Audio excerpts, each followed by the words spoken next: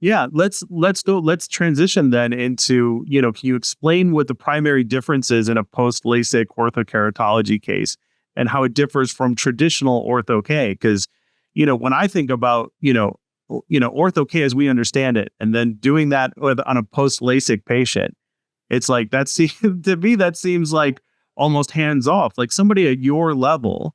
I want you to walk us through that. Like, what is the primary differences between post-LASIK Ortho-K and traditional? Well, first of all, we can talk about my primary fear or concern and the primary difference. And, believe it or not, Matt, if you have post-LASIK cornea, those corneas are thinner by definition.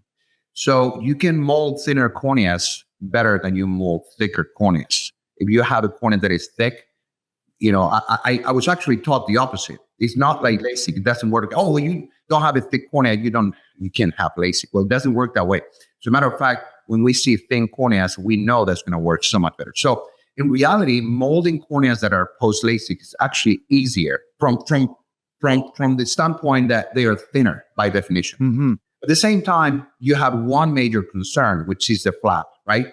So you have a flap, and imagine if that flap kind of gets out of place, and all of a sudden now you have a free flap or something. There's certain liabilities that you incur into when you're doing this on LASIK patients.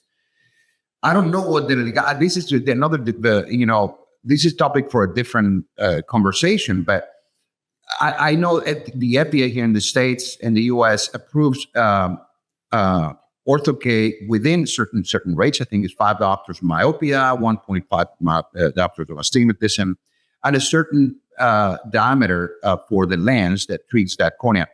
If you are out of those ranges, then, well, the FDA is not covered. So we are doing it like off-label, or I don't know how you call it.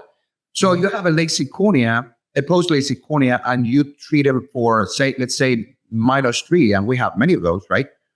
Well, you're fine because you're within the boundaries of the FDA approval. So, well, you have a free flap. Well, I'm sorry, but you know what? We're still within the range, right? Right.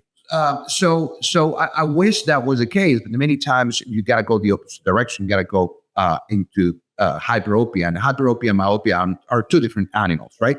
So again, from standpoint, can you mold corneas that are post-LASIK? Absolutely, they mold so much better.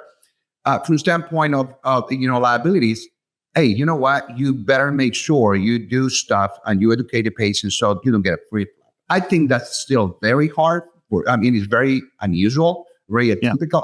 I knock on wood. My God, I never seen a free flap or anything.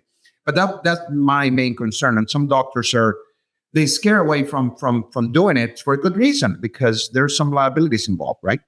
If you're interested in getting the rest of the episode, consider becoming a paid supporter of the Myopia Mindset. In addition to an extended version of this episode and every other episode that we do, you'll also get access to exclusive monthly bonus episodes of the Myopia Mindset. And I know you're interested. You've made it this far. You can do so on our Substack, myopiamindset.substack.com. I'll see you at the next one.